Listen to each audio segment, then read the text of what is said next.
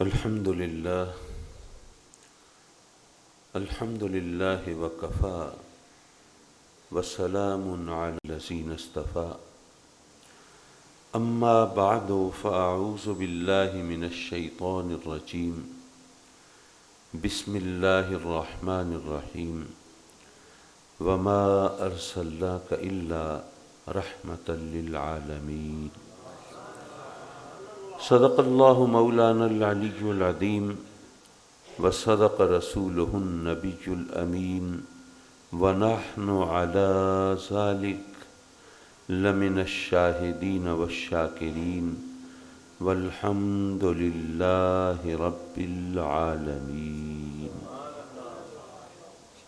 میں نے ساؤنڈ والے دوستوں سے گزارش کی ہے کہ آواز ہلکی رکھیں، مہربانی کریں تاکہ لوگ سمجھ سکیں۔ جو ماشاءاللہ نعت خوان حضرات ہوتے ہیں ان کی خواہش ہوتی ہے آواز ذرا گونجے، لیکن مجھے آواز کا جادو نہیں جگانا، صرف چند باتیں آپ کی خدمت میں پیش کرنا ہے۔ میر محفل صدر مجلس استاذ الاساتذہ حضرت العلام حضرت مفتی محمد ایوب صاحب ہزاروی دامت برکاتہم العالیہ، اور آج کی اس محفل کے میزبان اور جان حضرت قبلہ شیخ طریقت پیر حضرت شفیق الرحمن صاحب قادری دامت برکاتہم العالیہ، اور سبحان اللہ سید السادات حضرت قبلہ صاحبزادہ پیر سید حامی شاہ صاحب سری کوٹ شریف کا فیض یہاں بھی موجود ہے۔ بنگلہ دیش میرا آنا جانا رہتا ہے، اور وہاں پر چٹاگانگ میں جس طرح جتنا بڑا جلوس وہاں نکلتا ہے شاید پاکستان کے دوست اس کا تصور نہیں کر سکتے، اور اللہ کے فضل و کرم سے یہ سٹیج پر سب روشن چہرے تشریف فرما ہیں، علماء کرام جلوہ فگن ہیں، اور مجھے اندازہ ہے کہ ایک عالم اور خطیب کے لیے کسی دوسرے کی تقریر کو ہضم کرنا بڑا مشکل کام ہوتا ہے، لیکن چلیے آج کچھ آزمائش کے مرحلے سے آپ گزریے، اللہ تبارک و تعالیٰ اس کا بہترین اجر و ثمر عطا فرمائے۔ ہری پور کی سرزمین پر ایک طویل مدت کے بعد حاضری کی سعادت میسر آ رہی ہے، اور میلاد کا مہینہ ہے۔ آقا کریم صلی اللہ علیہ وسلم کی بارگاہ میں اپنی غلامی کے اعتراف اور محبت کے اظہار کے لیے حاضر ہیں۔ مجھے بہت زیادہ لمبی چوڑی گفتگو کرنے کی عادت نہیں ہے، اور ویسے بھی یہ آپ کے چہرے بتاتے ہیں، مجھے خطباء کی طرح سبحان اللہ کہلوانے کی عادت نہیں ہے، مجھے یہ فن نہیں آتا، میں اپنی اس کوتاہی کا اعتراف کرتا ہوں، اور پھر میرا ایک خیال یہ ہوتا ہے کہ آپ نے مجھے بولنے کے لیے بلایا ہے، آپ تو سامعین ہیں، تو اگر آپ کو بلانا شروع کر دیا تو میری ڈیوٹی تو پھر ہلکی ہو جائے گی، لیکن صرف آپ کے چہرے یہ بتاتے رہیں کہ میں بھینس کے آگے بین نہیں بجا رہا اور پتھروں سے سر نہیں پھوڑ رہا۔ حضرات مکرم، رب کائنات نے عالم ارواح میں ہم سب کو اکٹھا کیا، امیر بھی، غریب بھی، حاکم بھی، محکوم بھی، اچھے بھی، برے بھی، مومن بھی، کافر بھی، اور پھر کچھ قول و قرار ہوئے، کچھ عہد و پیمان ہوئے، کچھ وعدے وعید ہوئے۔ الستو بربکم، کیا میں تمہارا رب نہیں؟ سب سے پہلے آقائے دو جہاں سرور کائنات نور مجسم صلی اللہ علیہ وآلہ وبارک وسلم نے اقرار کیا، اللہ تبارک و تعالیٰ کی الوہیت کا، ربوبیت کا، بلا کا نعرہ لگایا، اور پھر آقا کریم کی تقلید میں، یا یوں کہیے آپ کی دیکھا دیکھی، ہم سب نے بھی اللہ سے اپنی بندگی کا رشتہ جوڑا۔ اب جب انسان عالم ارواح سے عالم اجسام میں آتا ہے تو اس دنیا کی کچھ پابندیاں ہیں، یہاں پر کچھ قوانین ہیں، یہاں پر اس کی آنکھوں کے سامنے پردے ہیں، نگاہوں کے سامنے حجاب ہیں، اس کے لاشعور میں ایک گونج ہے، کسی کو رب مانا تھا، کسی کی الوہیت کا اقرار کیا تھا، پر وہ ہستی ہے کہاں؟ اس تک نگاہ کی رسائی نہیں، اس کو دیکھ نہیں سکتا، اب وہ اس کے اندر اضطراب ہے، کھوجنے کی، تلاش کرنے کی کوشش، خواہش ہے. اب وہ خواہش اس کو لے کے چلتی ہے، تلاش میں نکلتا ہے. تو مثلا صحرا سے گزرتا ہے، صحرا کی وسعت کو دیکھ کر مروب ہوتا ہے. سنہری ریت ہے، اونچے نیچے ٹیلے ہیں، اس کے حسن کو دیکھ کر مبہوت ہوتا ہے. ذہن میں وہم گزرتا ہے کہیں یہ تو خدا نہیں. اتنے میں اس کی نظر پڑتی ہے پہاڑوں پر. وہ سوچتا ہے وہ ٹیلے تھے، پس تھے، یہ پہاڑ ہیں، بلند ہیں. وہ ریت اور مٹی تھی اور یہ پتھر ہے، اور پتھر طاقت کا مظہر ہے، اور اس میں جاہ و جلال ہے، اس میں کر و فر ہے، تم تراق ہے، شان و شوکت ہے. تو سجدہ تو طاقت کو ہوتا ہے. تو وہ پتھروں پہاڑوں کے سامنے سجدہ ریز ہو جاتا ہے. پھر اس کا تجربہ اس کو بتاتا ہے کہ آگ کے سامنے تو پتھر بھی پانی ہو جاتا ہے. آگ کی طاقت پتھر سے زیادہ ہے. وہ سوچتا ہے پھر آگ اس قابل ہے اس کی پرستش کی جائے. وہ اس کی پوجا میں لگ جاتا ہے. پھر وہ دیکھتا ہے کہ پانی آگ کو بھی بجھا دیتی ہے. اور جب سمندر سے گزرتا ہے، حد نگاہ تک پانی ہی پانی، یہ بے حد و بے حساب پانی. وہ سوچتا ہے آگ کتنی بھی ہو، اتنے پانی کے آگے تو نہیں ٹھہر سکتی. وہ سوچتا ہے پھر پانی کی طاقت کے کیا کہنے، اسی کو سجدہ ہونا چاہیے. وہ وہاں ماتھا ٹیک دیتا ہے. پھر جب چاند 14ویں کا چڑھتا ہے تو وہ دیکھتا ہے کہ سمندر کے سینے میں بھی ہلچل مچ جاتی ہے. ایک جوار بھاٹے کی کیفیت ہوتی ہے، مد و جزر کا عالم ہے. سمندر کی موجیں بے قابو ہو کر ساحل پہ چڑھ دوڑتی ہیں. وہ سوچتا ہے کہ اگر اتنی دور سے چاند سمندر پر حاوی ہو جاتا ہے اور پانی پر غالب آ جاتا ہے تو پھر چاند کی طاقت کے کیا کہنے. وہ اس کی عبادت میں مشغول ہو جاتا ہے. اور جب سورج چہرہ دکھاتا ہے تو چاند پھیکا پڑ جاتا ہے. وہ بے حیثیت اور بے وقت نظر آتا ہے. وہ سوچتا ہے کہ سورج کے آگے تو چاند کا چراغ نہیں جلے گا. اس کے اندر وہ حدت نہیں، وہ شدت نہیں. اس کے اندر وہ چمک دمک نہیں، وہ خیرگی کی کیفیت نہیں. اس کے اندر وہ تم تراق نہیں، آن بان نہیں، شان و شوکت نہیں. وہ کہتا ہے کہ نہیں، سورج اس قابل ہے کہ اس کو خدا مانا جائے. وہ اس سے لو لگا لیتا ہے. پھر اس کو پتا چلتا ہے کہ ایک ہستی ایسی بھی ہے کہ میں نے آج تک جس کو سجدے کیے ہیں وہ سب اس کے اشارے چشم و ابرو کے منتظر دکھائی دیتے ہیں. میں نے پتھروں کو سجدہ کیا تھا، پتھر اس کے نام کے کلمہ پڑھتے ہیں. میں نے آگ کی پوجا کی تھی، آگ اس کے قرب سے بجھنے لگتی ہے. میں نے پانی کو خدا مانا تھا، پانی اس کی انگلیوں سے جاری ہو جاتا ہے. میں نے چاند کے آگے سر جھکایا تھا اور چاند اس کے اشارے پہ دو لخت ہو جاتا ہے. میں نے سورج کو معبود تصور کیا تھا اور سورج اس کے بلاوے پر الٹے پاؤں چلا آتا ہے.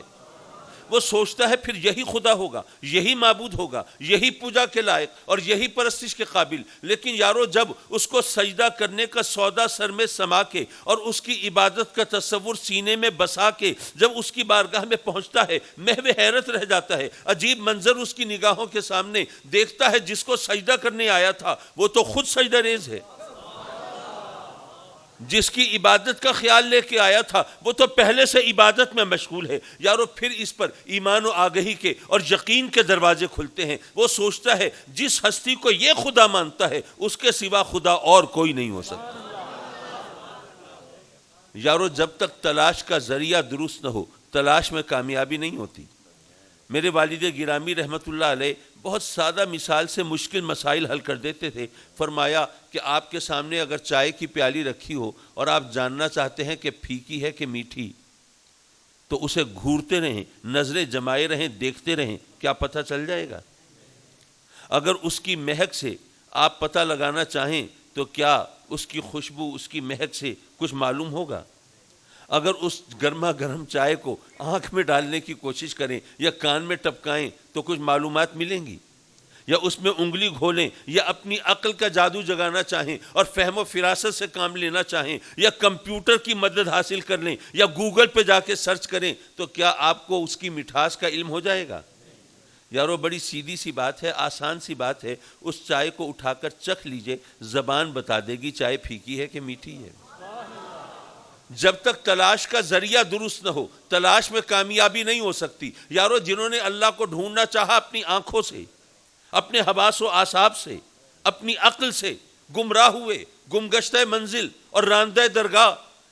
انسان اشرف المخلوقات، مخدوم کائنات، کبھی پتھروں کی پوجا کر رہا ہے، کبھی جانوروں کو سجدے کر رہا ہے۔ ہنومان دیوتا بندر کو کہتے ہیں، اگنیش دیوتا ہاتھی کو کہتے ہیں، اور ناگ دیوتا وہ تو آپ کو پتہ ہے کس کو کہتے ہیں۔ کبھی جانوروں کی پوجا کرتا ہے، کبھی پہاڑوں کے سامنے جھکا ہوا ہے، درختوں کو خدا مان رہا ہے، آگ کی پرستش کر رہا ہے، اور مظاہر کائنات کی عبادت میں مشغول ہے۔ یارو اس کو اللہ کا پتہ چلا تو جب یہ آقا کریم کی بارگاہ میں پہنچا ہے۔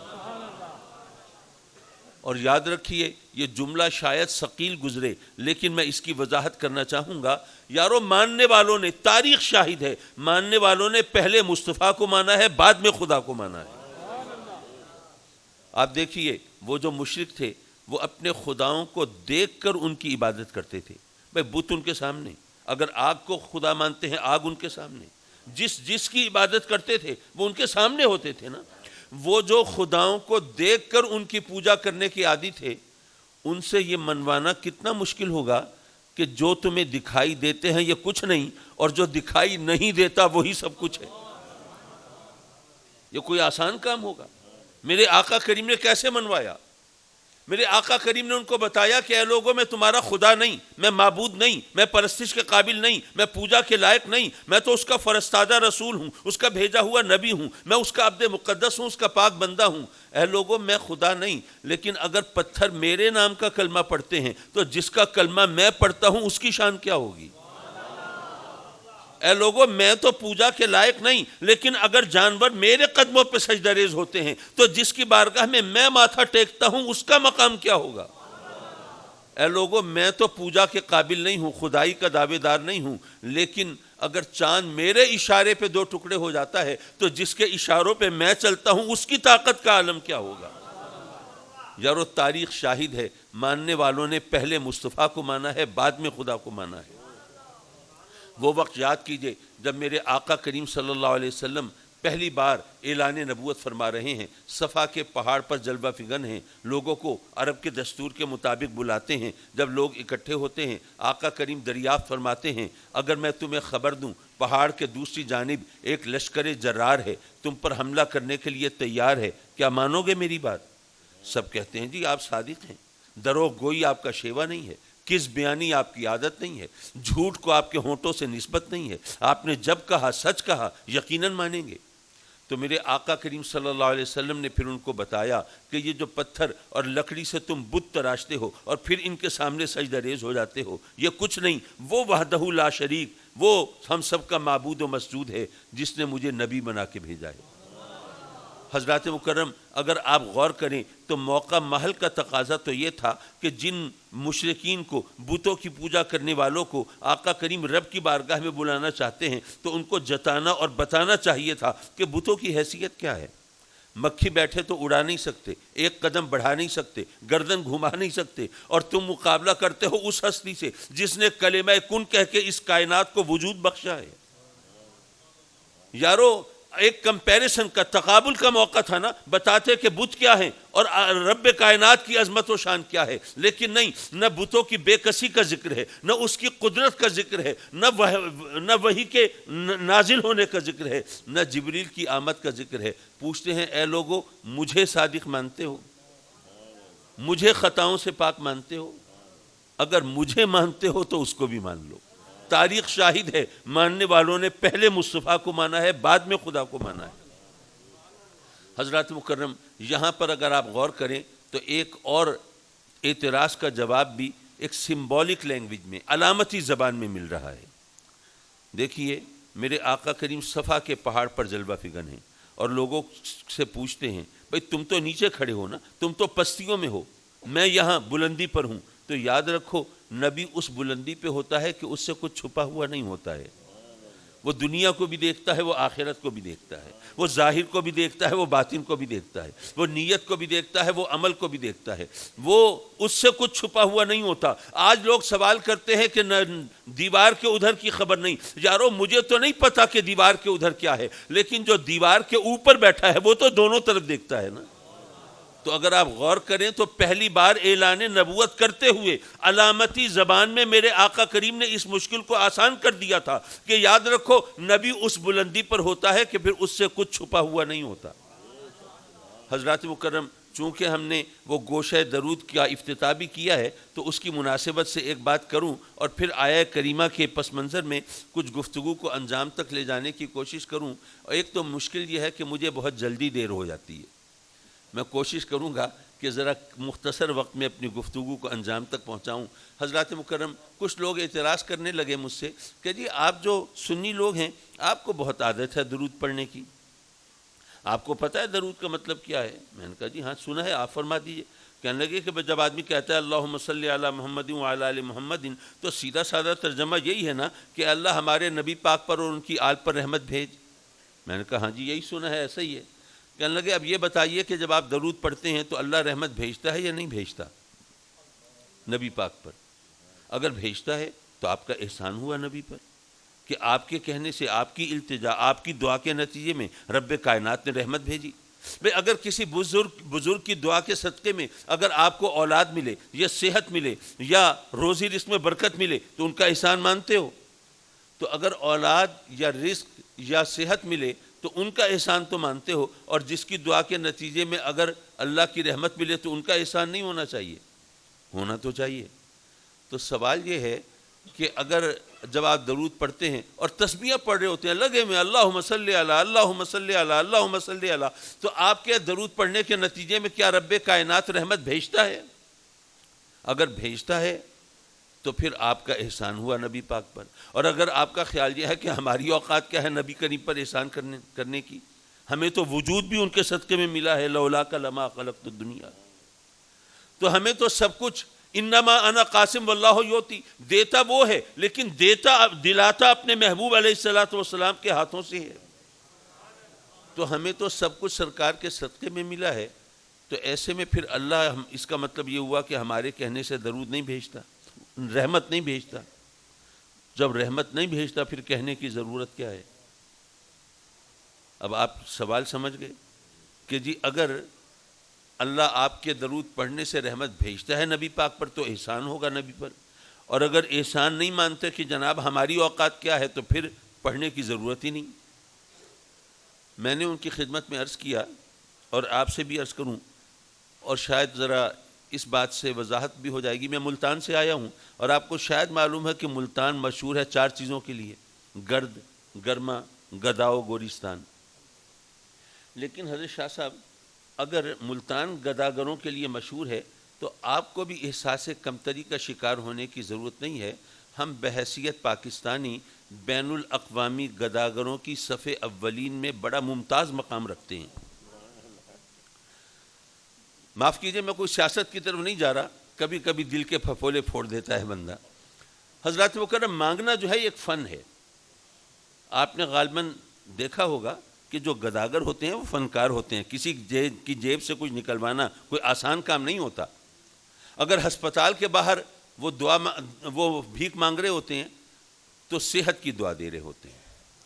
اگر کہیں ایئرپورٹ یا کوچ اسٹیشن وغیرہ پہ اگر بھیک مانگ رہے ہوتے ہیں تو بخیر سفر کی دعا دے رہے ہوتے ہیں۔ اگر باپ بچے کی انگلی پکڑ کے جا رہا ہو تو بچے کے سر کا صدقہ مانگ رہے ہوتے ہیں۔ اگر کوئی ینگ کپل کوئی نوجوان جوڑا جا رہا ہو تو اس کو جوڑی سلامت رہنے کی دعا دے رہے ہوتے ہیں۔ اور مجھے یاد ہے کہ ہمارے بچپن میں جب گھر پہ آتے تھے کنڈی کھٹکھٹاتے تھے، آواز لگاتے تھے گھر کی خیر، گھر والوں کی خیر، منگتے کا بھلا ہو۔ یہ ایک طریقہ تھا مانگنے کا، کیونکہ جس سے کچھ لینا ہو اس کے جذبہ سخاوت کو ابھارنا ہے نا۔ تو یارو جب کسی بندے سے مانگ رہے ہو تو اس کو تو کہہ دیا مولا تیرا بھلا کرے، لیکن جب خود مولا سے مانگ رہے ہو تو کیا کرو گے؟ کیا کہو گے؟ مولا تیرا بھلا ہو؟ ظاہر ہے ایسا تو نہیں کر سکتے۔ تو پھر کیا کریں؟ میں ترمذی شریف کے حدیث کے پس منظر میں بات کر رہا ہوں کہ دعا قبول نہیں ہوتی جب تک درود نہ پڑھا جائے۔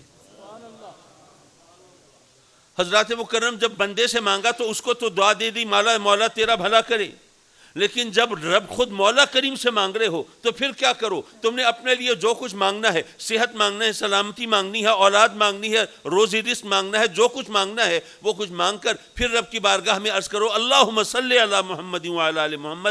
تو رب کائنات گویا یہ فرماتا ہے یہ بندہ خطا کار تو ہے، یہ گناہ گار و سیاہ کار تو ہے، لیکن میرے محبوب کے لیے رحمت مانگ رہا ہے. میرے محبوب کے لیے رحمت مانگنے والا یہ اس کی اپنی جھولی تو خالی نہیں رہنی چاہیے. یارو بظاہر مانگتے آقا کریم کے لیے ہیں، در حقیقت جھولی تو اپنی بھر رہے ہوتے ہیں. حضرات مکرم، اور یہاں پر ذرا آیت کی طرف متوجہ ہو کر اور درود شریف سے ملا کر کچھ مفہوم اور معنی کی نئی پرتیں کھوجنے اور کھولنے کی کوشش کرتے ہیں. وما ارسلناک الا رحمۃ للعالمین. اچھا، اس آیت کا انداز بیان معاف کیجیے، علماء کی موجودگی میں ذرا جھجک بھی ہوتی ہے کہ میں نے ان کی جیورسڈکشن میں قدم رکھنے کی کوشش کر رہا ہوں. وما ارسلناک، ہم نے آپ کو نہیں بھیجا، الا رحمت للعالمین، مگر العالمین کے لیے رحمت بنا کر. پہلے انکار ہے پھر اقرار ہے، پہلے نفی ہے پھر اثبات ہے. یہ وہ انداز ہے جو کلمے کا ہے، لا الہ، کوئی معبود نہیں. پہلے انکار ہو گیا، نفی ہو گئی، پھر اقرار ہے، پھر اثبات ہے، الا اللہ، اللہ کے سوا. اگر یوں کہہ دیا جاتا کہ اللہ ہمارا معبود ہے تو اس میں کوئی خرابی تو نہیں تھی، اللہ معبود تو ہے.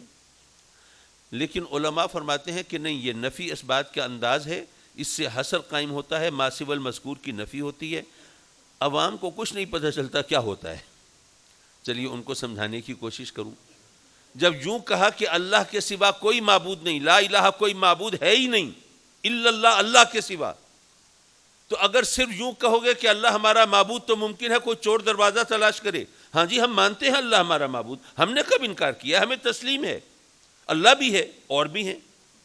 لیکن جب کہا لا الہ، کوئی معبود ہے ہی نہیں الا اللہ، اللہ کے سوا، اب اگر کسی اور معبود کی بات ہوگی کلمے کی نفی ہو جائے گی، فوراً دائرہ اسلام سے خارج ہو جاؤ گے.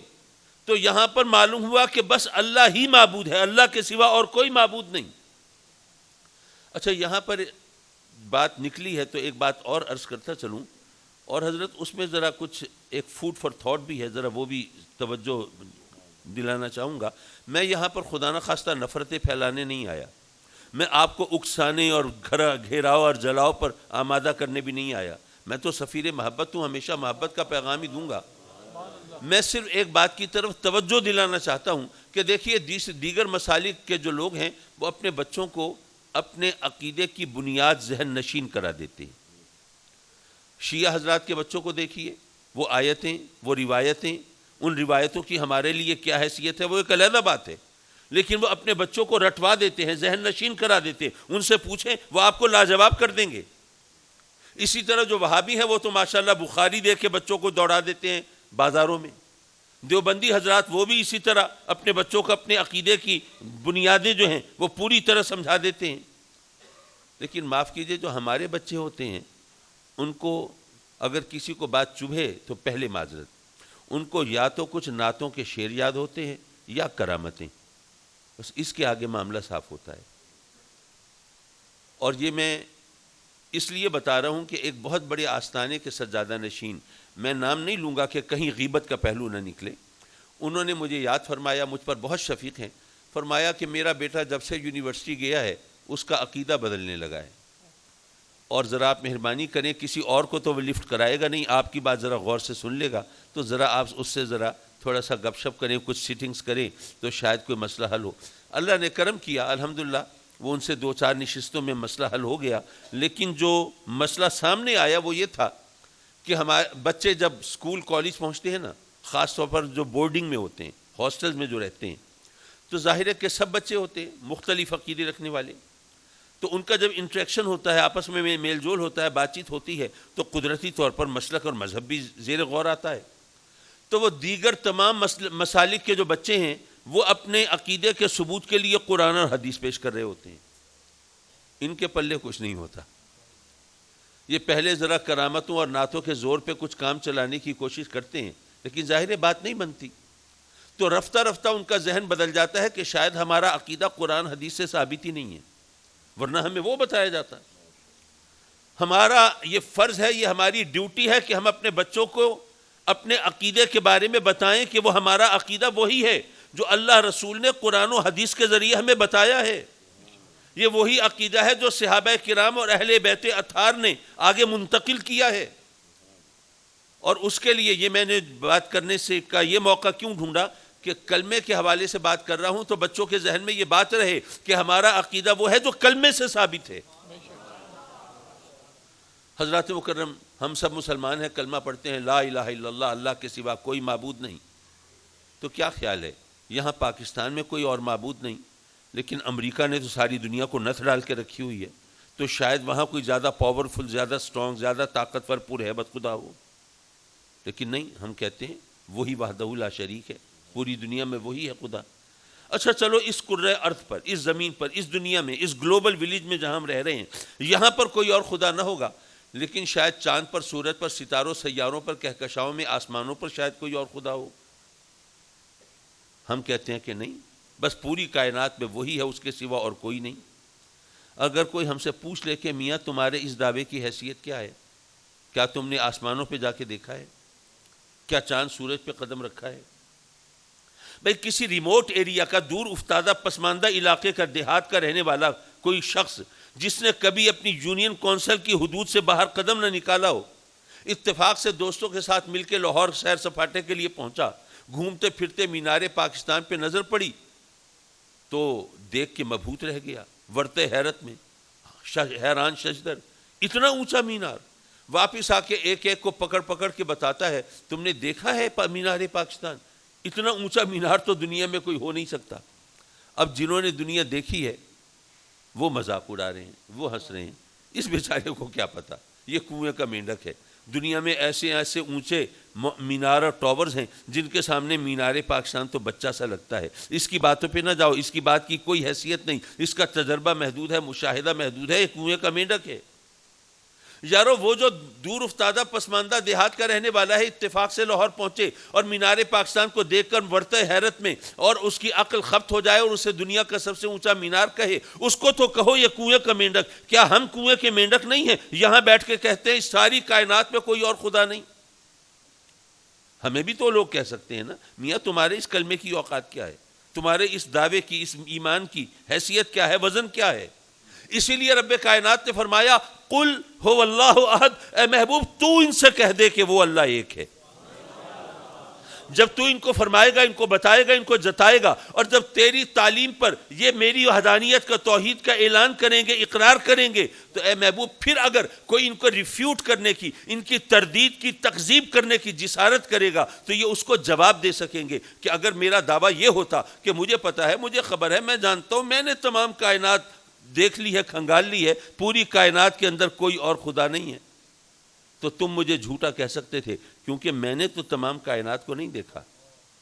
لیکن میں اپنی طرف سے نہیں کہہ رہا، میں جس ہستی کے کہنے پر گواہی دے رہا ہوں نا، ارے میں نے نہ دیکھی ہوگی تمام کائنات، لیکن اس ہستی نے ساری کائنات کو اپنی ہتھیلی کی طرح دیکھا ہے۔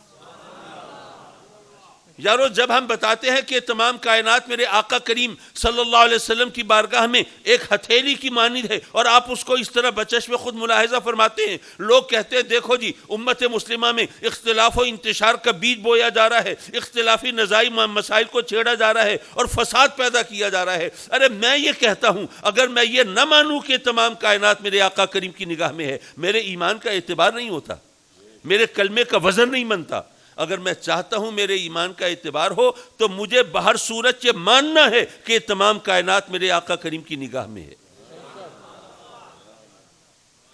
معاف کیجئے، اب ذرا کلمے سے آگے بڑھتے ہیں اور آیہ کریمہ کی طرف متوجہ ہوتے ہیں، وما ارسلناک، ہم نے آپ کو نہیں بھیجا۔ وہاں پر اللہ کے سوا ہر ایک الہ کی نفی ہو گئی، یہاں پر فرمایا الا رحمت للعالمین، کہ میرا محبوب بس رحمت ہے اور رحمت کے سوا اور کچھ نہیں۔ ایک صاحب نے بڑا سپرفیشل سا، بڑا سطحی سا اعتراض کیا، کہنے لگے کہ جی آپ بھی عجیب لوگ ہیں، خواہ مخواہ گردان پکڑ لیتے ہیں گرامر کی اور شروع ہو جاتے ہیں یہ ہے وہ ہے۔ بھئی اللہ نے کسی بھی وجہ سے کسی حکمت کے تحت یہ ارشاد فرمایا، لیکن یہ بتاؤ آقا کریم کسی کے باپ بھی ہیں، بیٹے بھی ہیں، پڑوسی بھی ہیں، ہمسائے بھی ہیں، استاد بھی ہیں، مربی بھی ہیں، معلم بھی ہیں، اور آپ کہتے ہیں نہیں جی بس وہ رحمت کے سوا اور کچھ نہیں، یہ کیا بات بنی؟ میں نے کہا کہ یہ تو بڑا سیدھا سادہ سا مسئلہ ہے. رب کائنات نے ہمیں یہی بتایا ہے کہ اے میرے بندو، بے شک میرا محبوب کسی کا باپ بھی ہے، بیٹا بھی ہے، لیکن اگر باپ ہے تب بھی رحمت ہے، بیٹا ہے تب بھی رحمت ہے، اگر استاد اور معلم ہے تب بھی رحمت ہے، اور پڑوسی اور ہمسایہ ہے تب بھی رحمت ہے. وہ ہر حال میں بس رحمت ہے، اور رحمت کے سوا اور کچھ نہیں ہے. حضرات مکرم، العالمین کے لیے رحمت. علماء کرام فرماتے ہیں عالمین جمع کا صیغہ ہے، اس پر الف لام داخل ہوا، استغراق کا مفہوم دیتا ہے. عوام کو کچھ نہیں پتہ چلا کیا دیتا ہے. چلیے اس کے بھی میں عرض کرتا چلوں، یعنی اس کا مطلب یہ ہے کہ اللہ کے سوا جو کچھ ہے، تمام موجودات، ساری خدائی، پوری کی پوری کائنات، وہ سب العالمین میں شامل ہے. وہ چاند ہو یا سورج، ستارے ہوں یا سیارے، وہ انسان ہو یا حیوان، وہ فرشتے ہوں یا جن، وہ سدرہ پر محو پرواز جبریل ہوں یا زمین پر رینگنے والے کیڑے ہوں، وہ کوہسار ہوں یا ریگزار ہوں، وہ گنگناتی ندیاں ہوں یا تلاطم آشنا سمندر ہوں، وہ کلیاں ہوں یا پھول ہوں، وہ جگنو ہوں یا تتلیاں ہوں، ذرہ ذرہ، قطرہ قطرہ، پتا پتا، بوٹا بوٹا، سب العالمین میں شامل ہے. رب کائنات فرماتا ہے اے محبوب، ہم نے آپ کو العالمین کے لیے، ساری کائنات کے لیے رحمت بنا کر بھیجا.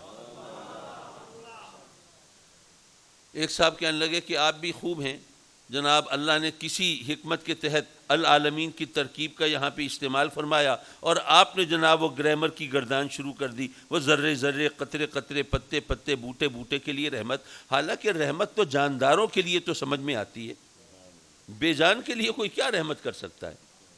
بھائی کوئی جاندار ہو، چاہے انسان ہو یا حیوان ہو، جو بھی ہو، بھئی بھوکا ہے کھانا کھلا دیجئے، پیاسا ہے پانی پلا دیجئے، بیمار ہے علاج معالجے کا اہتمام کر دیجئے، کوئی موسم کے اثرات سے وہ پریشان ہے تو موسم سے بچنے کی کوئی سبیل پیدا کر دیجئے. بھئی جاندار کے لیے تو رحمت سمجھ میں آتی ہے، لیکن ایک پتھر کا ٹکڑا ہے، کیا رحمت فرمائیں گے آپ اس پہ؟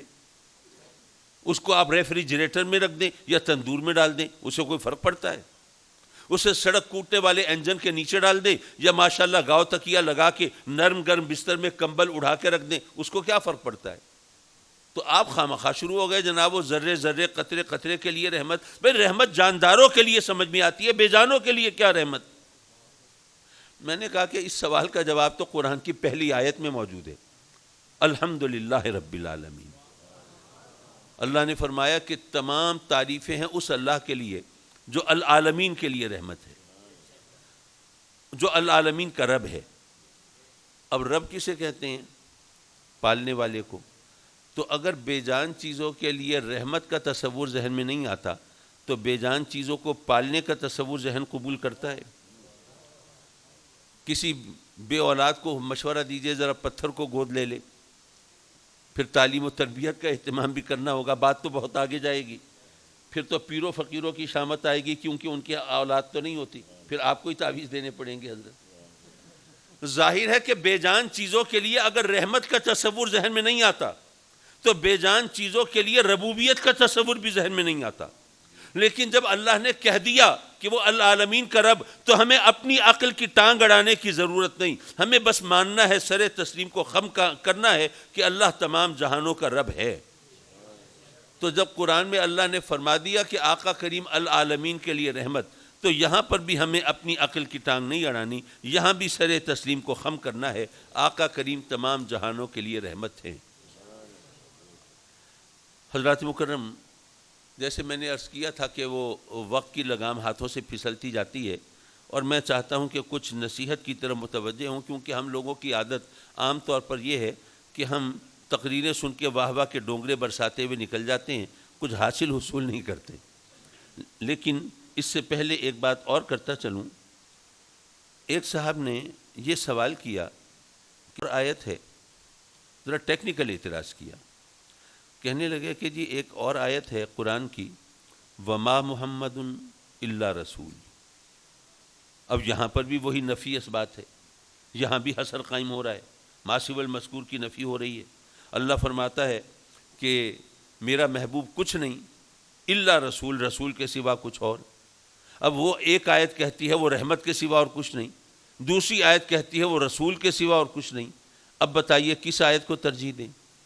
اور بات صرف آیت کو ترجیح دینے کی نہیں ہے، بات تو دراصل یہ ہے کہ قرآن میں رب کائنات نے فرمایا کہ اگر قرآن اللہ کا کلام نہ ہوتا تو تم اس میں بڑی کنٹراڈکشن دیکھتے، بڑی اختلاف دیکھتے، ایک آیت دوسری آیت کے خلاف ہوتی. جیسے آج کل ماشاءاللہ سوشل میڈیا پر آپ کے پاس پوسٹ آتی ہوں گی، جی فلاں لیڈر نے پہلے یہ کہا تھا اب یہ کہہ رہا ہے. آ رہے ہیں نا ایسے کمپیریزنز. تو اللہ نے فرمایا کہ انسان ہے نا، ایک بات کہتا ہے پھر بھول جاتا ہے، پھر کوئی اور بات کر دیتا ہے اس کے خلاف، اور پھر بعد میں کوئی لوگ پوچھے تو پھر وہ جسٹیفائی کرنے کی کوشش میں، بہانہ سازی میں لگ جاتا ہے. تو اگر یہ قرآن اللہ کا کلام نہ ہوتا تو تم اس میں بھی بڑا اختلاف پاتے، لیکن چونکہ اللہ کا کلام ہے اس میں کوئی آیت دوسری آیت سے ٹکرائے گی نہیں، کوئی تصادم نہیں ہوگا، کوئی کنٹراڈکشن نہیں ہوگی. لیکن اب ایک آیت کہہ رہی ہے وہ رحمت کے سوا اور کچھ نہیں، دوسری کہتی ہے رسول کے سوا اور کچھ نہیں. اب یہاں تو بظاہر کھلا تضاد نظر آ رہا ہے، ٹکراؤ دکھائی دے رہا ہے. معاذ اللہ قرآن کی صداقت داؤ پہ لگتی دکھائی دیتی ہے. اب کریں تو کیا کریں؟ میں نے عرض کیا کہ جناب بات یہ ہے کہ اس سوال کا، اعتراض کا جواب تو آیت کے اندر ہی موجود ہے، کہیں جانے کی ضرورت نہیں. وما ارسلناک الا رحمۃ للعالمین. نفی اس بات کو ایک طرف رکھیے، اگر سیدھا سادہ جملہ بنائیں اگر ترجمے کا تو کیا بنے گا؟ اللہ فرماتا ہے اے محبوب ہم نے آپ کو العالمین کے لیے رحمت بنا کر بھیجا. یہی بنتا ہے نا ترجمہ. میں پھر ریپیٹ کرتا ہوں، اللہ فرماتا ہے کہ اے محبوب ہم نے آپ کو تمام جہانوں کے لیے رحمت بنا کر بھیجا. تو جس کو بھیجا جائے اسی کو رسول کہتے ہیں نا. تو یہاں آیتوں میں تصادم کہاں ہے؟ بلکہ یہاں تو وضاحت ہے. اللہ فرماتا ہے میرا محبوب محض رسول نہیں بلکہ رسول رحمت ہے. یہاں تو وضاحت کا رشتہ ہے. حضرات مکرم، اب یہاں پر میں اس پر ذرا متوجہ ہونا چاہتا ہوں ایک اور طرف، لیکن اس سے پہلے ایک بات عرض کرتا چلوں. میرے والد گرامی رحمۃ اللہ علیہ اپنی زندگی کے آخری ایام میں قرآن مجید کی تفسیر تحریر فرما رہے تھے. اچھا میں نے شوشہ چھوڑ دیا. میں نے کہا جی ایک سوال ایسا ہے کہ جو بعض اوقات علماء کو لاجواب کرنے کے لیے یا شرمندہ کرنے کے لیے یا دین کا مذاق اڑانے کے لیے کرتے ہیں، اور اس کا کوئی شافی جواب آج تک میں نے نہیں سنا، تو آپ سے توقع ہے آپ دے سکتے ہیں. فرمایا کیا؟ میں نے کہا جی وہ یہ کہ جنت میں مردوں کے لیے تو حوریں ہوں گی، عورتوں کے لیے کیا ہوگا؟ ابا جی قلعہ مسکرائے.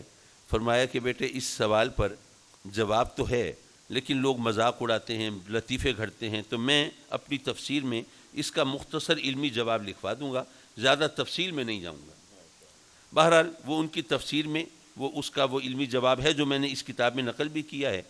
پھر میں نے چونکہ وہ لکھواتے تھے میں لکھتا تھا، وہ ڈکٹیشن میں لیتا تھا، تو میں نے یہ سوچا کہ جواب لکھواتے ہوئے جو کچھ چیزیں ڈسکس ہوتی رہیں، مختلف پہلو اس ڈسکشن کے زیر غور آتے رہے، اگر میں ان سب کو کمپائل کر کے ایک آرٹیکل کی صورت میں اکٹھا کر دوں تو مخلوق خدا کو بہت فائدہ ہو جائے گا. تو میں نے وہ ایک مضمون کی صورت میں اکٹھا کیا. اب وہ تقریباً 90 پیجز کا وہ مضمون بنا. اس سے پوری کتاب تو نہیں بنتی، تو میں نے چند ایک اور بہت اچھے آرٹیکل اکٹھے کر کے اس کو ایک کتاب کی صورت دے دی. تو وہ کتاب یہاں موجود ہے، اگر اس سوال کا جواب آپ کو چاہیے وہ دیکھ سکتے ہیں. یہ جنت کی حقیقت یہاں دوستوں کے پاس ہے. میں عرض کر رہا تھا کہ اب ذرا ہم آیت کی روشنی میں ذرا نصیحت کی طرف چلیں. بھئی ہم سب اللہ سے اس کی رحمت مانگتے ہیں یا نہیں مانگتے؟ ظاہر ہے نہیں مانگیں گے تو کیا کریں گے. لیکن اور یہ بھی ہم سمجھتے ہیں کہ آقا کریم صلی اللہ علیہ وسلم مجسم رحمت ہیں، اس پہ بھی کوئی اختلاف نہیں. میری معلومات کے مطابق کوئی بھی ایسا شخص جو کسی بھی فرقے سے تعلق رکھتا ہو، بشرطے کہ وہ فرقہ امت مسلمہ کا حصہ مانا جاتا ہو، تو کسی نے آج تک آقا کریم کے رحمت مجسم ہونے کا انکار نہیں کیا. آقا کریم صلی اللہ علیہ وسلم مجسم رحمت ہیں، اور ہم سب اللہ سے اس کی رحمت مانگ رہے ہوتے ہیں، بلکہ مجسم رحمت کا واسطہ دے دے کے مانگ رہے ہوتے ہیں. ایسا ہی ہے.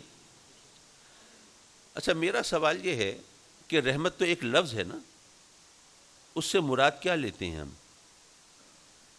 رحمت بول کے ہمارے ذہن میں کچھ آتا ہوگا نا، جو ہم کہتے ہیں رب کی بارگاہ میں مولا اپنی رحمت سے ہماری جھولیاں بھر دے. تو ہم جب رحمت مانگتے ہیں تو ہمارے ذہن میں رحمت کی شیپ کیا ہوتی ہے، کیا مانگتے ہیں ہم؟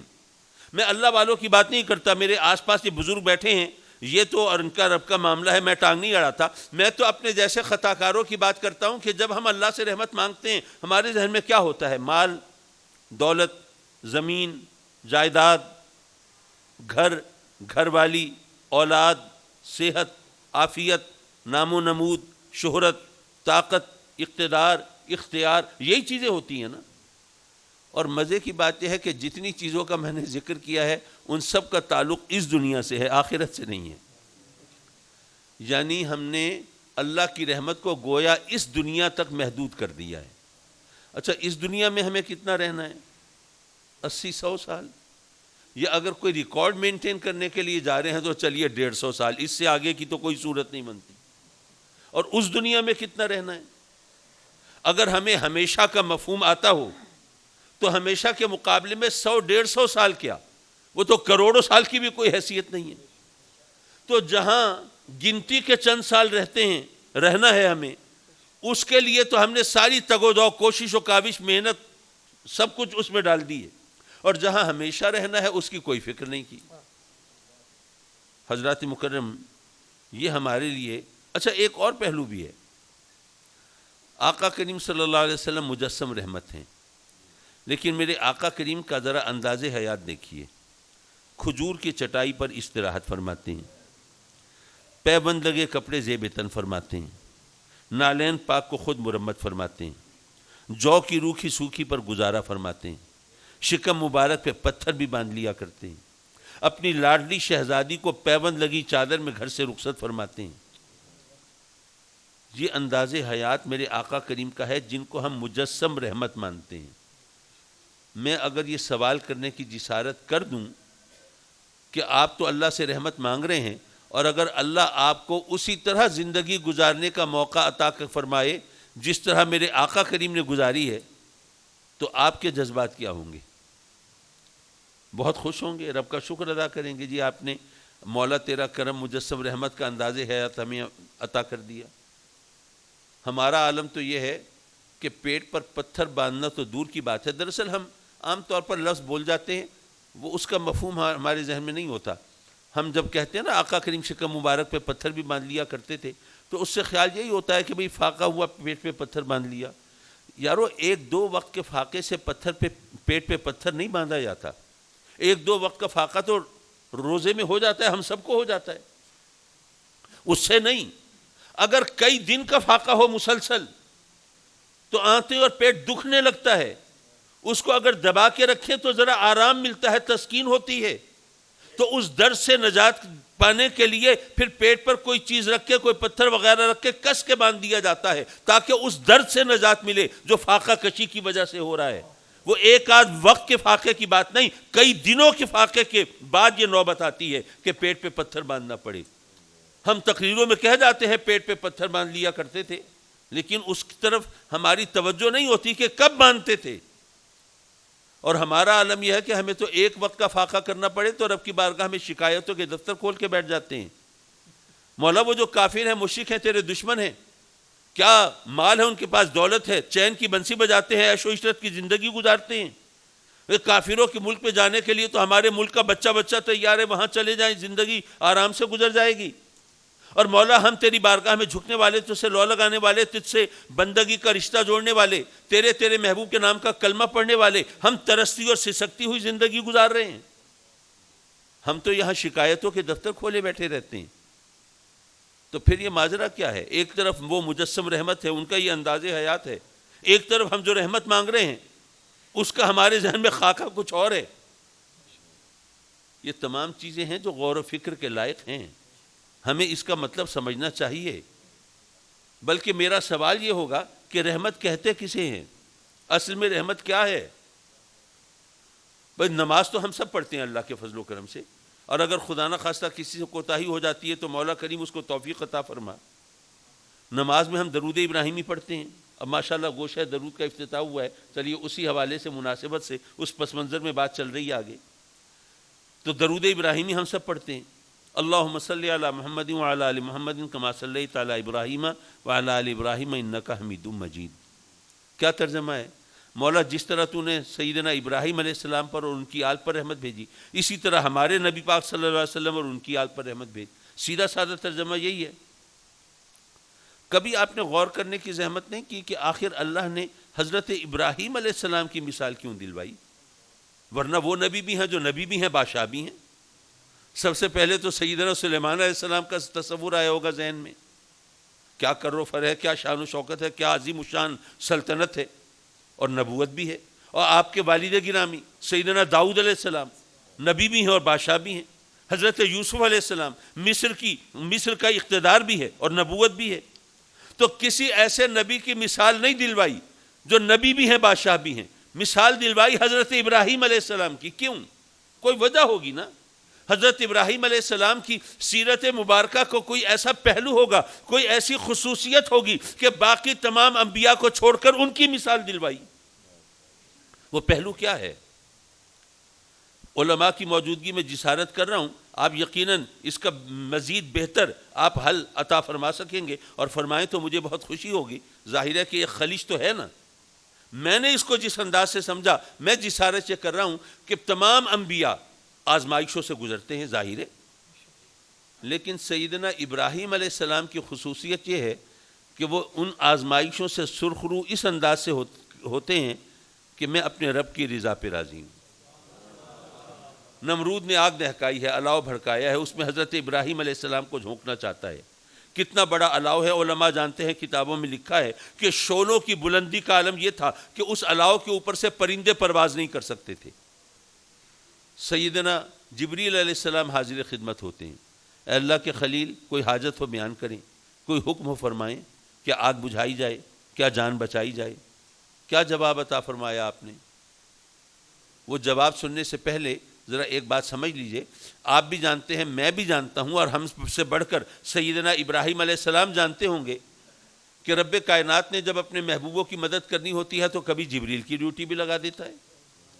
بھئی سیدنا یوسف علیہ السلام کو جب کنویں میں ڈالا تھا تو جبریل کی ڈیوٹی لگی تھی نا۔ حضرت اسماعیل علیہ السلام کی گردن پہ چھری تھی، جبریل کو بھیجا تھا نا۔ تو کیا اس وقت حضرت ابراہیم یہ تصور نہیں فرما سکتے تھے کہ اللہ نے نمرود کی آگ سے بچانے کے لیے جبریل کو بھیجا ہوگا؟ تو آپ فوراً فرماتے ہیں جبریل بڑا اچھا ہوا، اچھے وقت پہ آ گئے، نمرود تو خواہ میری جان کے پیچھے پڑا ہوا ہے، چلو جلدی سے مجھے یہاں سے نکال کے لے چلو۔ لیکن نہیں، آپ نے جبریل کو ایک بات جتائی ہے، بتائی ہے کہ اے جبریل، اگر تو اللہ کی طرف سے وحی لاتا ہے، پیغام لاتا ہے، احکام لاتا ہے، نبی اور اللہ کے درمیان رابطے کی ڈیوٹی انجام دیتا ہے، تو یہ خیال مت کرنا کہ ہم نبیوں پر کوئی احسان کرتا ہے۔ اگر تو اللہ کا پیغام ہم تک نہیں پہنچائے گا، ہمیں اللہ کی مرضی کا، اللہ کے پیغام کا علم ہی نہیں ہوگا، کار نبوت ٹھپ ہو کے رہ جائے گا، نبوت کی گاڑی رک جائے گی، ہم تو اللہ کا پیغام اللہ کے بندوں تک پہنچا ہی نہیں سکیں گے۔ ارے نہیں جبریل، ہم نبیوں کو اللہ کی مرضی کا علم ہوتا ہے، تیری ڈیوٹی صرف تیری عزت افزائی کے لیے لگی ہے۔ اللہ جانتا ہے نا کہ نمرود مجھے آگ میں جلانا چاہتا ہے، لیکن اللہ نے تجھے نہیں بھیجا، تو اپنی مرضی سے آیا ہے۔ اگر تجھے اللہ نے بھیجا ہوتا تو ابراہیم کون تھا انکار کرنے والا؟ میں جانتا ہوں تجھے اللہ نے نہیں بھیجا، تو اپنی مرضی سے آیا ہے۔ جب اپنی مرضی سے آیا ہے تو ابراہیم کی تجھ سے کوئی حاجت نہیں ہے۔ حضرات مکرم، گویا حضرت ابراہیم علیہ السلام نے یہ جواب دیا کہ اللہ تو جانتا ہے کہ نمرود مجھے جلانا چاہتا ہے، لیکن اس نے تجھے نہیں بھیجا، تو اگر اللہ مجھے جلتا ہوا دیکھ کے راضی ہے تو مجھے بچ کے کیا کرنا ہے؟ میں اس کی رضا پہ راضی ہوں۔ حضرت بابا بلے شاہ رحمۃ اللہ علیہ نے اسی بات کو ایک مصرے کی صورت میں پیش کیا۔ میں پنجابی کے لب و لہجے پہ قدرت نہیں رکھتا، اس کے لیے معذرت، لیکن مصرع خوبصورت ہے، دہرانا میں چاہوں گا کہ جدو ماہی میرے دکھتے راضی، میں سکھنو چولہے پاواں۔ اچھا، اللہ والے بھی خوب ہوتے ہیں، اتنے مشکل اعتراضات کے جواب اتنی آسانی سے دیتے ہیں کہ عقل ششدر رہ جاتی ہے۔ دیکھیے، میں کسی پر اعتراض نہیں کر رہا، لیکن ہر ایک کا اپنا عقیدہ ہے۔ کچھ لوگ ہیں پیروں فقیروں کو مانتے ہیں، کچھ ہیں نہیں مانتے۔ اچھا، نہ ماننے والے بعض اوقات ماننے والوں کی ٹانگ کھینچنے کے لیے سوال کرتے ہیں، بھئی کہاں گئے تھے آپ؟ جی میں بیمار تھا، گیا تھا اپنے مرشد کی خدمت میں دعا کرانے کے لیے، اللہ صحت دے۔ اچھا، تو آپ کے خیال میں آپ کے مرشد کی دعا سے آپ کو صحت مل سکتی ہے؟ تو وہ خود بیمار ہوئے تو ہسپتال میں داخل ہوئے تھے، ڈاکٹروں کے پاس گئے تھے، تو اگر ان کی دعا سے آپ کو صحت مل سکتی ہے تو اللہ سے اپنے لیے صحت کیوں نہیں مانگ لی؟ اسی طرح کسی سے پوچھا، جی کہاں گئے تھے؟ جی میں نے نیا کاروبار شروع کیا ہے، ذرا مرشد کی خدمت میں گیا تھا، اللہ برکت دے، روزی میں وسعت عطا فرمائے، کاروبار کو ترقی دے۔ اچھا، تو آپ کے خیال میں آپ کے مرشد کی دعا سے آپ کو روزی میں برکت مل سکتی ہے. سنا ہے ان کا اپنا گزارا تو مریدوں کے نذرانوں پہ ہوتا ہے. تو اگر ان کی دعا سے آپ کو یہ سب کچھ مل سکتا ہے تو اپنے لیے سب کچھ کیوں نہیں لے لیتے؟ اچھے بھلے پڑھے لکھے لوگ بھی چکرا کے رہ جاتے ہیں. کیا جواب دیں؟ کیا خوبصورت جواب عطا فرمایا بابا بلے شاہ نے. جدو ماہی میرے دکھتے راضی میں سکھنو چولہے پاواں. جو اللہ سے محبت کرنے والے ہوتے ہیں، میں محبت کے نام پر دکانیں کھولنے والوں کی بات نہیں کر رہا. جو اس سے واقعی لو لگانے والے ہوتے ہیں، اس کی رضا پہ راضی رہنے والے ہوتے ہیں، جو اس سے سچی اور حقیقی محبت کرنے والے ہوتے ہیں، انہیں پھر غربت اور دولت سے غرض نہیں ہوتی، صحت اور بیماری کی بھی پرواہ نہیں ہوتی. وہ یہی سوچتے ہیں کہ میرا محبوب اگر مجھے بیمار دیکھ کے راضی ہے، مجھے صحت کا کیا کرنا ہے؟ اگر وہ مجھے غربت میں دیکھ کے راضی ہے، مجھے دولت کا کیا کرنا ہے؟ اگر میرا رب مجھے جھونپڑے میں دیکھ کے راضی ہے، مجھے شاہی محل کا کیا کرنا ہے؟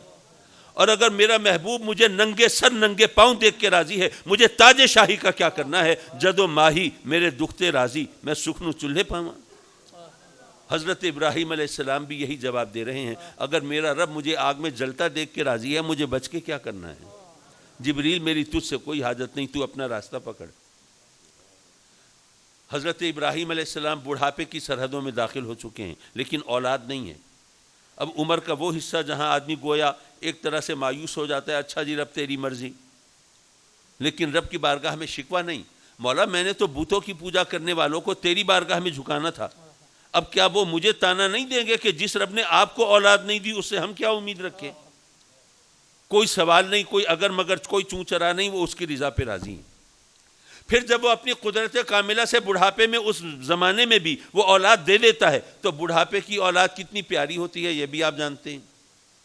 اب حکم ہوتا ہے کہ اس بچے کو اور اس کی ماں کو اس وادی غیر ذی زرع میں چھوڑاؤ جہاں نہ کھانے کو دانہ ہے نہ پینے کو قطرہ ہے.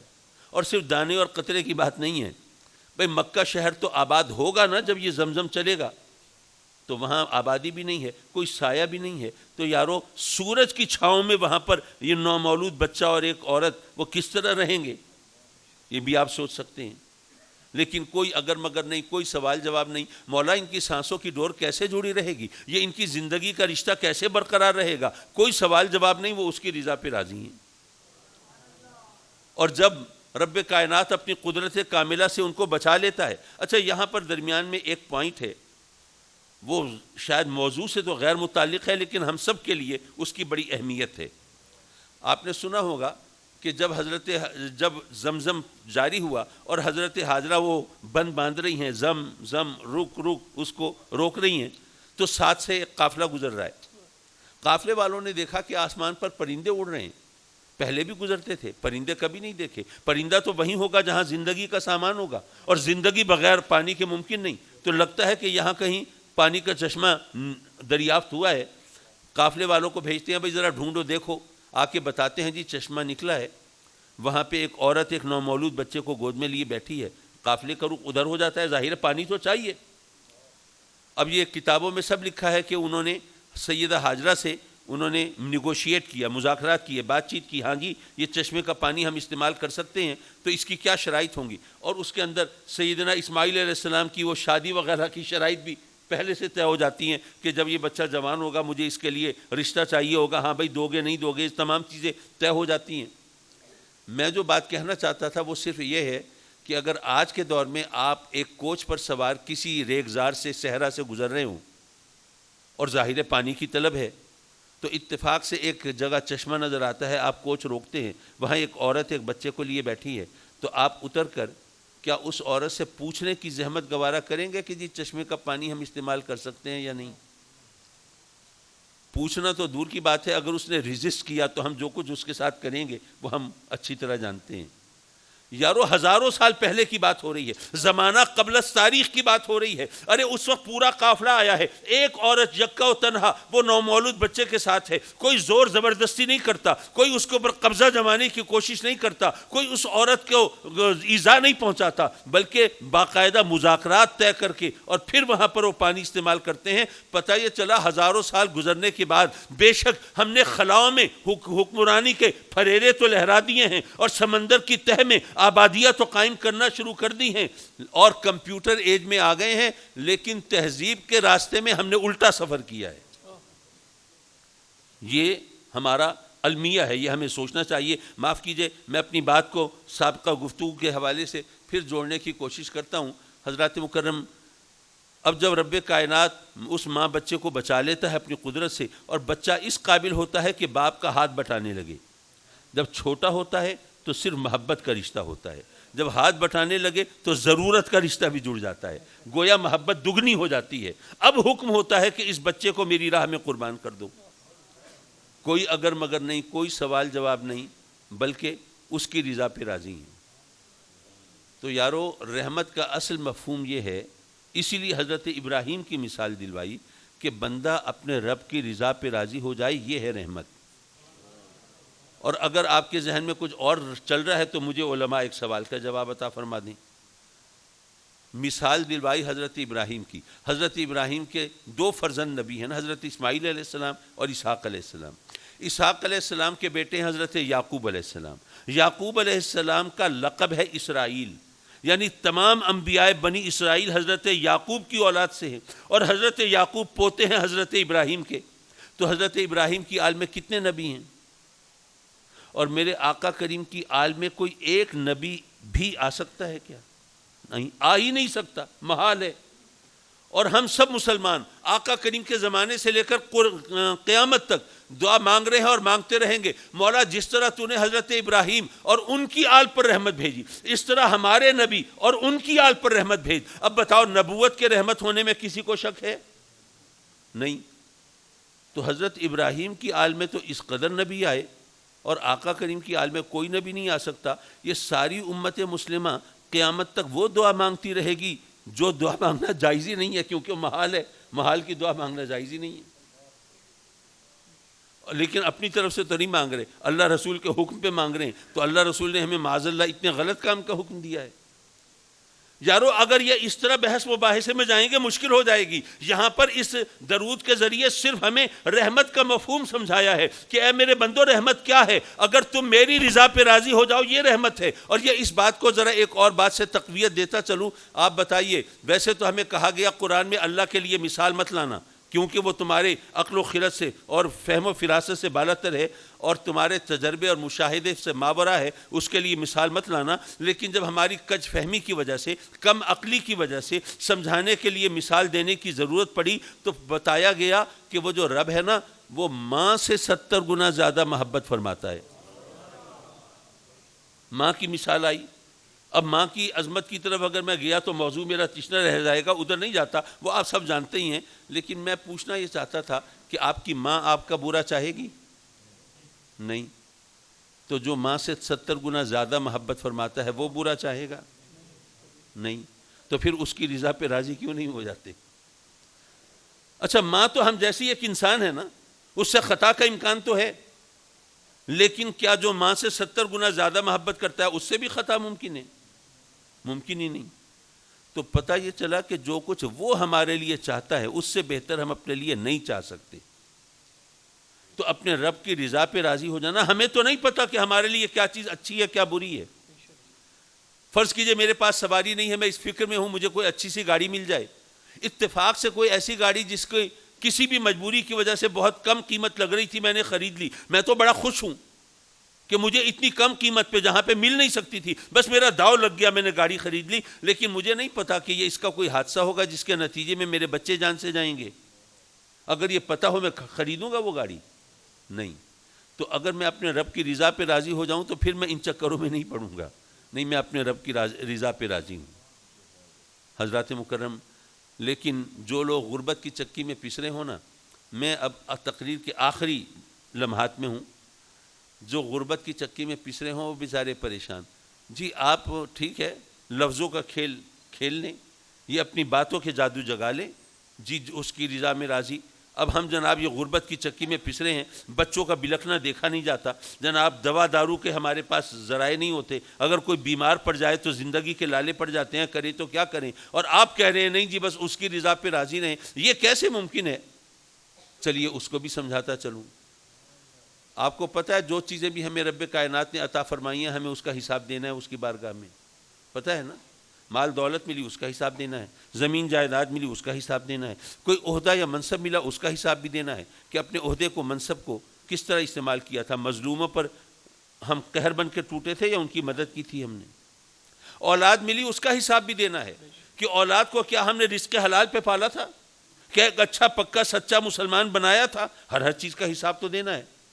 اچھا فرض کیجئے اسی مجمع سے میں 2 افراد کو زحمت دوں، ایک کو 1000 روپے دوں اور ایک کو 10 لاکھ روپے دوں، پھر 4-6 مہینے کے بعد پھیرا لگاؤں، دونوں کو بلاؤں، ہاں بھائی آپ کو 1000 روپے دیے تھے، بتائیے کہاں خرچ کیے؟ ہاں آپ کو 10 لاکھ دیے تھے، آپ بتائیں آپ نے کہاں لگائے؟ کیا خیال ہے کس کے لیے حساب دینا آسان ہوگا؟ ظاہر ہے 1000 روپے تو آج کل حساب کتاب میں آتے ہی نہیں ہیں۔ It would be damn easy for ہم، بہت زیادہ آسان ہوگا اس کے لیے۔ یارو کیا پتہ اسی محفل میں کچھ لوگ ہوں غربت کے ہاتھوں تنگ بھی ہوں، پریشان بھی ہوں، رب کی بارگاہ میں شکوے بھی کرتے ہوں، لیکن رب کائنات گویا یہ فرماتا ہو کہ یہ میرا بندہ یہ غربت کے ہاتھوں تنگ تو ہے، عاجز تو ہے، پریشان تو ہے، لیکن یہ چند روزہ زندگی یہ اس حال میں گزار لے، یہ بہتر ہے اس کے لیے، ورنہ میں جانتا ہوں کہ میں نے اگر اس کو مال زیادہ دے دیا نا، اس کی آخرت خراب ہو جائے گی، اس کے لیے حساب دینا مشکل ہو جائے گا۔ یارو کیا پتہ اسی محفل میں کچھ لوگ ایسے ہوں جن کی غربت بھی در حقیقت ان کے لیے رحمت ہو اللہ کی۔ یہ تو ایمان اور یقین کی بات ہے، یہ ایمان اور یقین ہے جو دراصل کنجی ہے۔ ورنہ میرے آقا کریم صلی اللہ علیہ وسلم کے زمانے میں جب آقا کریم نے ان کو بتایا کہ اگر اللہ کی راہ میں جان دو گے تو سیدھے جنت میں جاؤ گے، اور یہ شہادت یہ تمہارے لیے دراصل جنت کا دروازہ کھولنے والی چیز ہے، اگر یہ یقین نہ ہوتا تو کیا آج اسلام اس طرح پھلتا پھولتا؟ بات یقین کی ہے۔ اللہ رسول کے فرمان پر اگر ہم یقین نہیں کرتے تو کسی اور پر کیا ہم یقین کر سکیں گے؟ تو حضرات مکرم، ہم رحمت تو مانتے ہیں لیکن اس رحمت کے مفہوم سے عاری بظاہر دکھائی دیتے ہیں، تو اس کی بارگاہ میں عرض کرتے ہیں مولا ہم تیری رضا پہ راضی ہیں، پر مولا تو ہمارے ظرف کا بھی ذرا کرم فرمانا اور لحاظ فرمانا۔ مولا ہم اتنی کڑی آزمائشوں کے قابل نہیں ہیں، بسا اوقات غربت ایسی آ جاتی ہے جو بندے کو کفر کی طرف لے جاتی ہے، تو مولا ہمیں اس سے بچانا۔ اگر ہم نے سرکشی نہ کی ہو، بغاوت نہ کی ہو، اس کی نافرمانی نہ کی ہو، اگر اس کے قہر و غضب کو دعوت نہ دی ہو، تو یارو جو کچھ وہ چاہتا ہے ہمارے لیے ہم اس سے بہتر اپنے لیے نہیں چاہ سکتے۔ وآخر دعوانا ان الحمد للہ رب